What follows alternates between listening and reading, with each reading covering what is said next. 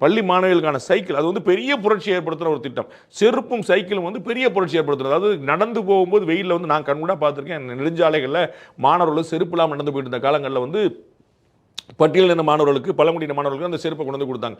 Cycle வந்து எல்லாருக்கும் +1 +2 மாணவர்களுக்கு எல்லாருக்குமே கொடுத்தாங்க. அந்த மாதிரி வந்து விரிவடைச்சும் போது அது வந்து பெருசு. ஆனால் அதை கொண்டு போய் சேர்த்தார்களா அப்படின்னா அது வந்து இல்லை. தாலிக்கு தங்கம் திட்டத்தை திமுக நிறுத்தியதுன்னு எப்போ குற்றச்சாட்டு இன்னைக்கு சொல்றாங்க. அது நிறுத்தப்பட்ட அன்னைக்கு வருஷம் 2021 நீங்க சண்டை போட்டுருந்தீங்கன்னா அது வந்து பெருசா இருக்கும். அந்த மாதிரி வந்து அம்மா உணவகம் நிறுத்தப்பட்டதுக்கு மட்டும் தான் ட்ரிகர் ஆனாங்க அதிமுக. அதுக்கப்புறம் எதுக்கும் ஆன மாதிரி தெரியல. அம்மா உணவகம் மூடப்படல. சென்னையில ஒரு இடத்துல வந்து இவங்க போஸ்டர் போட்டு ஆமா அவங்க வந்து சென்னையில வந்து அவங்க வந்து ஒரு இதை வந்து சைதாப்பேட்டையில் இருந்ததுல வந்து ஒரு இடத்துல பண்ணாங்க. 2021 ஆட்சிக்கு வந்த உடனே அப்போ கொஞ்சம் ட்ரிகர் ஆச்சு. அப்போ முதலமைச்சர் தலையிட்டு சரி பண்ணி சமாளிச்சு கொண்டு போனாங்கன்னு வச்சுக்கோங்க.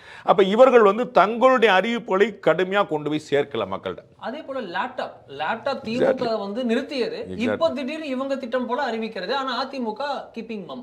அதான் அப்ப வந்து இத வந்து எங்க திட்டத்தை நீங்க காப்பி அடிக்கிறீங்க. நாங்க வந்து தேர்தல் நோக்கம் இல்லாம +1 +2 மாணவர்களுக்கு கொடுத்தோம். நீங்க வாக்கு நோக்கத்தோட நீங்க வந்து கல்லூரி படிக்கிற மாணவர்களுக்கு என்ன அவங்களுக்கு ஓட்டு இருக்குங்கிறதா கொடுக்குறீங்கன்னு ஒரு நெரேட்டிவ்.